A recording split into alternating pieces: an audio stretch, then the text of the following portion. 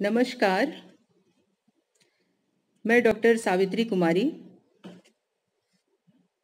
Assistant professor SS memorial college Ranchi, MA sem four के विद्यार्थियों के लिए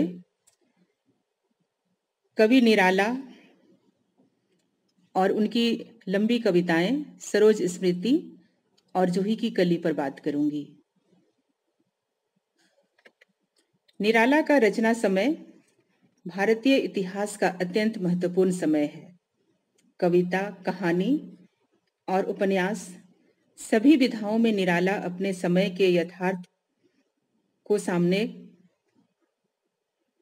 लाते हुए दिखाई देते हैं।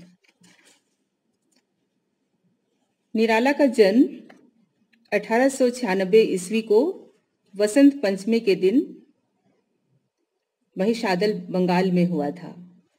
उनके पिता पंडित राम सहाय त्रिपाठी उत्तर प्रदेश के उन्नाव जिले के गढ़कोला गांव के निवासी थे, परंतु नौकरी के सिलसिले में उन्हें महिषादल आना पड़ा और वे वहीं बस गए।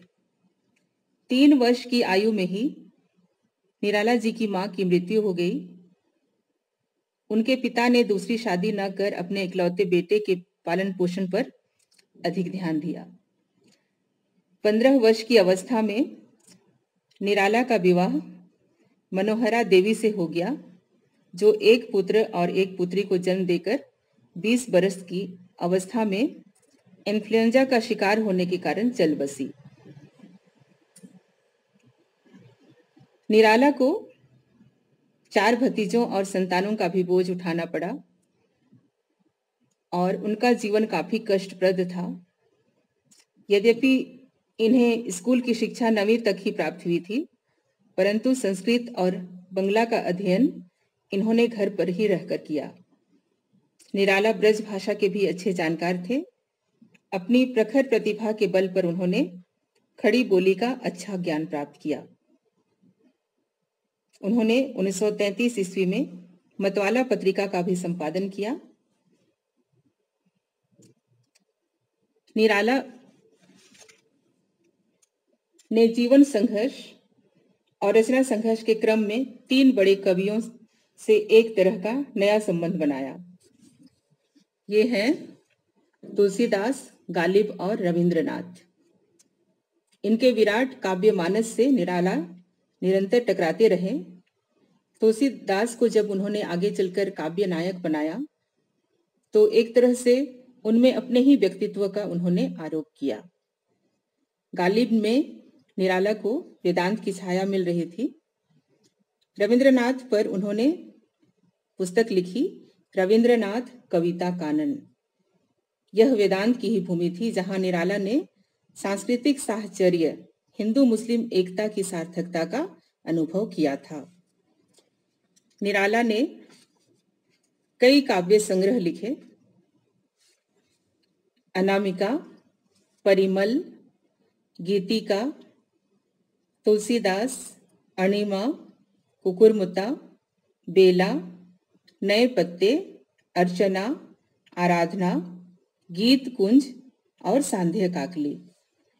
निराला के कहानी संग्रह हैं लिली, सखी, सुकुल की बीबी, चतुरी चमार। निराला ने उपन्यास भी लिखे, अप्सरा, अलका, प्रभावती, निरुपमा, कुल्ली भाट, बिलेसुर बकरीहा, चोटी की पकड़ और काले कारनामे।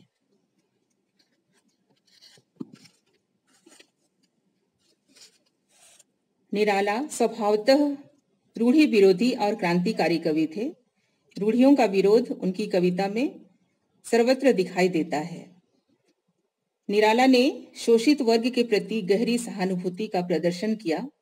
भिक्षुक, तोड़ती पत्थर, विधवा जैसी कविताओं में यह प्रवृत्ति प्रमुख रूप से दिखाई पड़ती है। भिक्षुक का चित्रण करते हुए उन्होंने लिखा है, वह आता 2 टूक कलेजे के करता, पछताता पथ पर आता, पेट पीठ दोनों मिलकर हैं एक,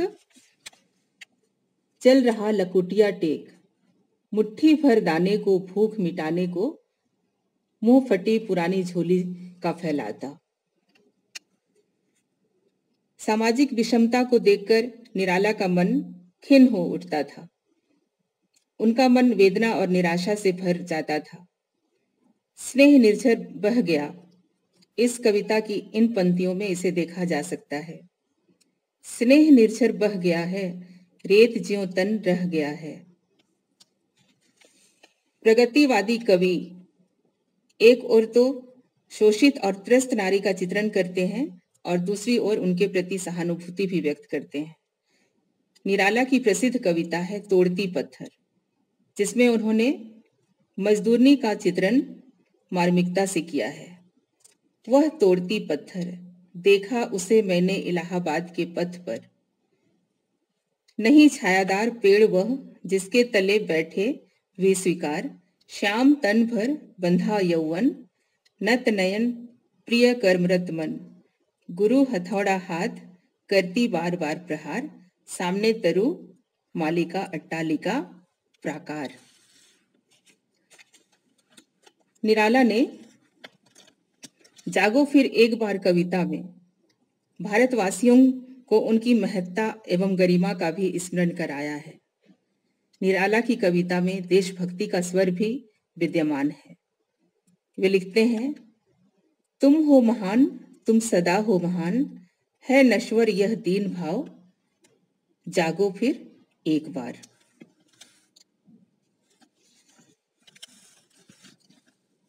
निराला ने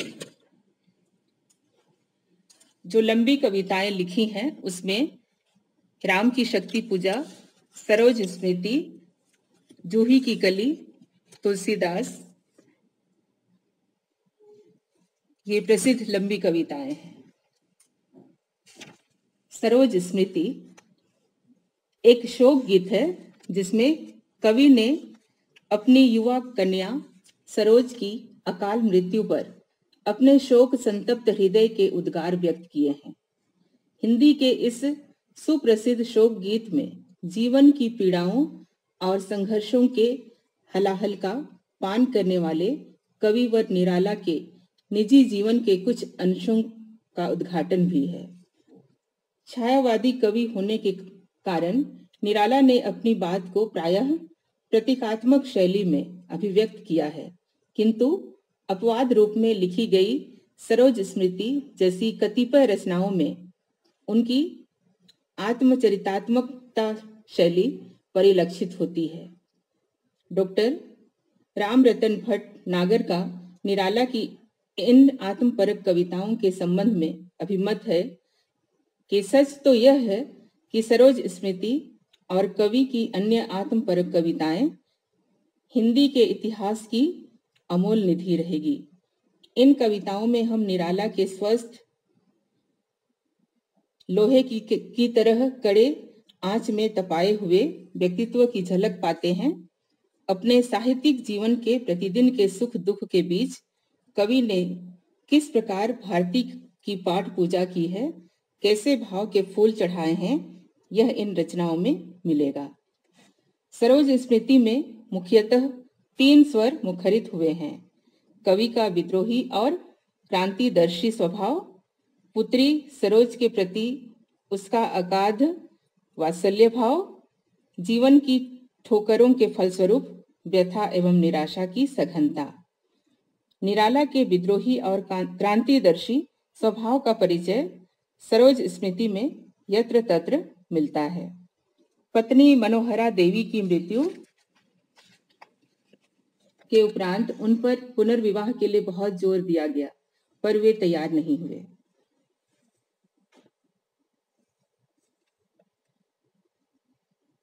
कवि का क्रांतिदर्शी और विद्रोही स्वभाव उनकी कविताओं में ही नहीं, उनके वास्तविक जीवन में प्रदर्शित होता है।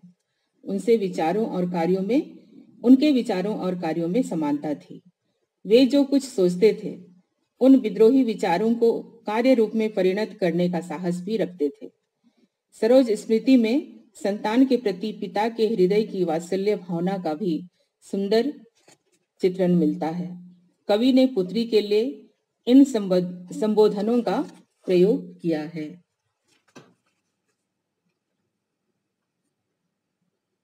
तन्ये, धन्ये, शुचिते, तन्वी, गिरिजे, शकुंतले, गीते, जीवित कविते, वीणा पर मालकोश आदि। उसे विवाह योग्य पाकर नानी ने पिता के पास यह कहकर भेज दिया।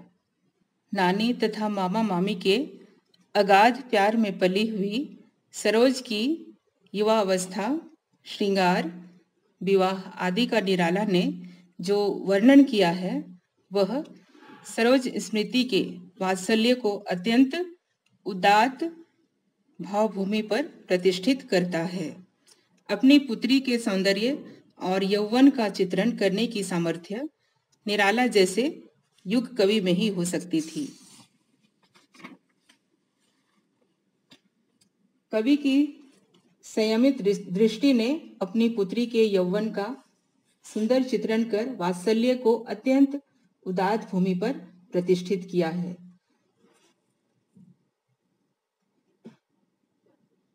सरोज के तारुण्य एवं लावण्य के अंकन के लिए कवि ने जिन उपमानों का प्रयोग किया है उनमें उदात्तता है, यथा किसलय दलों का खिलना, उषा का जागरण आदि।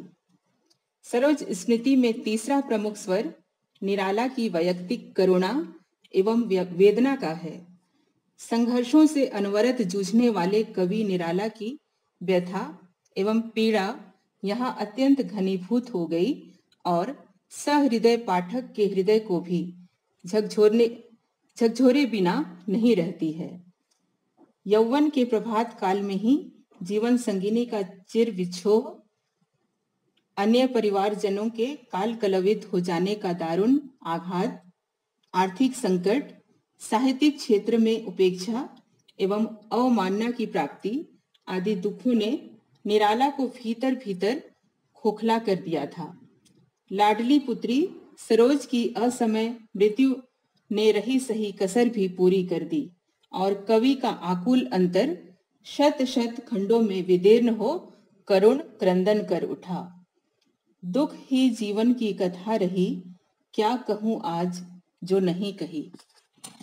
निराला के अंदर छिपा हुआ पिता का हृदय यह सोचकर गहरी कसक से भर जाता कि सरोज की बीमारी में उन्होंने समुचित उपचार भी नहीं किया। कितनी हृदय को कचोटने वाली रही होगी उनकी ये पंक्तियां। धन्य, मैं पिता निरर्थक था, कुछ भी तेरे हित न कर सका। निराला ने इस कविता में अपनी निराशा को भी वाणी दी है। उनकी रचनाओं को जब संपादक लौटा देते थे उस समय की मनोदशा का वे व्यंग्यात्मक भाषा में चित्रण करते हैं।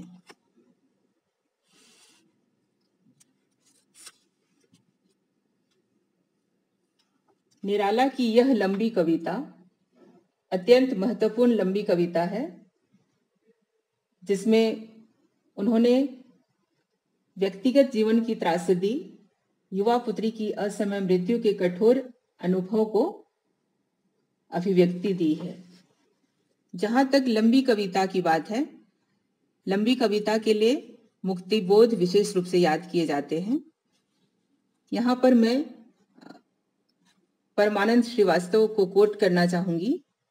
उन्होंने लिखा है, निराला की महत्वपूर्ण काव्य उपलब्धियों में उनकी लंबी कविताएं स्वतंत्र रूप से विचारणीय हैं। इन कविताओं की अंतर्वस्तु और इनका तंत्र या रूपात्मक ढांचा छायावाद की सीमाओं का अतिक्रमण करता है और आगे की कविता के लिए एक तरह का आदर्श उपस्थित करता है। मुक्तिबोध, जो विशेष रूप से लंबी कविता का एक खास तरह का रचना विधान विकसित करने की दृष्टि से अलग याद किए जाते हैं, को रास्ता दिखाने वाले कवियों में निराला प्रमुख हैं, जो लंबी कविता के ढांचे में इतिवृत्त, बिंबधर्मी संयोजन और नाटकीय तनाव का सबसे पहले सार्थक समावेश कर चुके हैं। मुक्तिबोध की लंबी कविताएं फंतासी और यथार्थ के अधिक जटिल संगठन का उदाहरण जरूर हैं, पर वे प्रायः एक रूपात्मक हैं, जबकि निराला की लंबी कविताओं में रूपात्मक वैविध्य है। सरोज स्मृति, राम की शक्ति पूजा इसके उदाहरण हैं।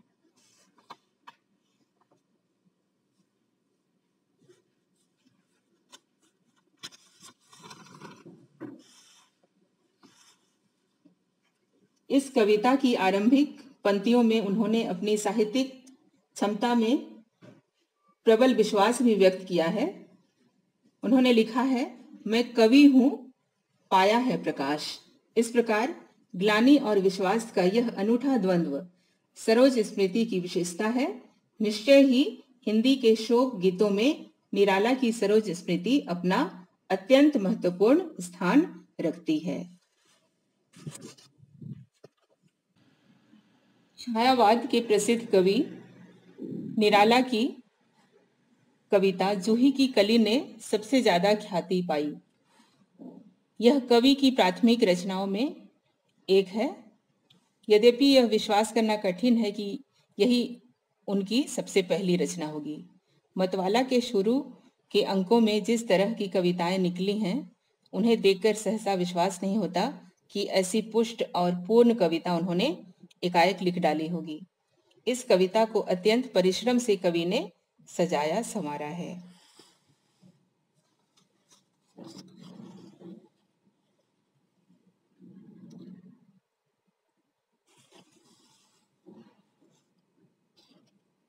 मतवाला में उन्होंने दीर्घ उकारांत जूही शब्द लिखा था, जिसे बाद में जूही कर दिया। लखनऊ रेडियो से मेरी पहली रचना नामक प्रसारण में निराला ने उन परिस्थितियों का उल्लेख किया है जिनमें यह कविता लिखी गई थी। महिषादल में चंद्रिका चर्चित यामिनी में अर्धरात्रि को शमशान भ्रमण करते हुए कवि के हृदय में प्रेम भावना जागी और गढ़ा कोला तथा डलमऊ की स्मृतियों ने उनके हृदय को विभोर कर दिया। तभी जूही की सुगंधी ने उनके मन और मस्तिष्क को कुछ ऐसा विमुग्ध बनाया कि जूही की कली की सर्जना हो गई। कविता में शमशान का परिवेश कहीं नहीं है। कवि ने मलय अनिल और जूही की कली की प्रेम कथा को ही अत्यंत सशक्त शैली में रूपायित किया है। विजन वन वलरी पर वसंतकालीन रात्रि के समय प्रेम के स्वप्न में निमग्न सुकुमार देह वाली जूही की कली पल्लव पर्यंक पर नेत्र मूंदे सोई हुई थी। उसका प्रियतम मलय अनिल विरह पीड़िता प्रिया को छोड़कर दूर देश गया हुआ था। अचानक प्रियतम की स्मृति ने आकुल बनाया और वह वन, सर, सरित, गहन पर्वत, कानन कुंज, लता समूह आदि को पार करता हुआ जूही की कली से मिलने आ पहुंचा।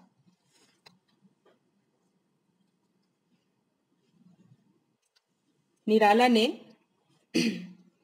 जूही की कली में प्राकृतिक उपमानों को लेकर नायक नायिका की बहुत मौलिक प्रवृत्तियों का वर्णन किया है और प्रकृति के सौंदर्य का भी वर्णन किया है।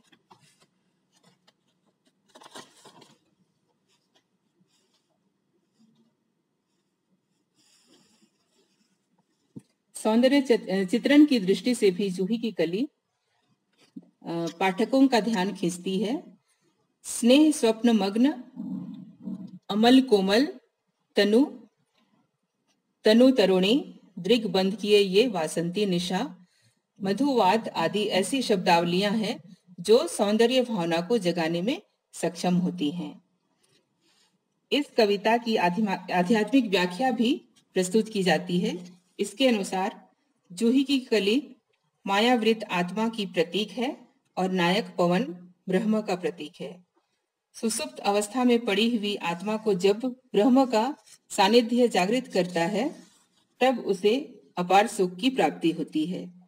रहस्य भावना का यह आरोप सही हो या गलत इतना निश्चित है कि लौकिक श्रृंगार के चित्रण में यह कविता असाधारण रूप से सफल रही है। जूही की कली का अनुभूति पक्ष जितना सशक्त है, अभिव्यक्ति पक्ष भी उतना ही प्रभावशाली है। शब्द चयन में कवि को असाधारण सफलता मिली है। परिवेश का चित्रण भी गिने चुने शब्दों के माध्यम से किया गया है। भाषा में एक गरिमा है और तत्सम शब्दों के प्रयोग काव्य प्रवाह में कहीं गतिरोध उत्पन्न नहीं करते। जूही की कली मुक्त छंद से रची गई कविता है। श्री इला चंद्र जोशी को पहले उनके मुक्त छंद के संबंध में यह धारणा थी कि उसमें पथ पथ पर गतिरोध होता है, जिससे भाव के मुक्त प्रवाह में बाधा पहुंचती है। इस पर निराला जी ने उन्हें अपनी जूही की कली पढ़कर सुनाई और मंत्रमुग्ध जोशी जी को यह स्वीकार करना पड़ा कि अब उनकी धारणा बदल गई है। उपर्युक्त विवेचन से स्पष्ट है कि जूही की कली कवि निराला की एक सशक्त और ख्यातिलब्ध कविता है। निराला के कवि जीवन में इस कविता का ऐतिहासिक महत्व है, इसमें कोई संदेह नहीं।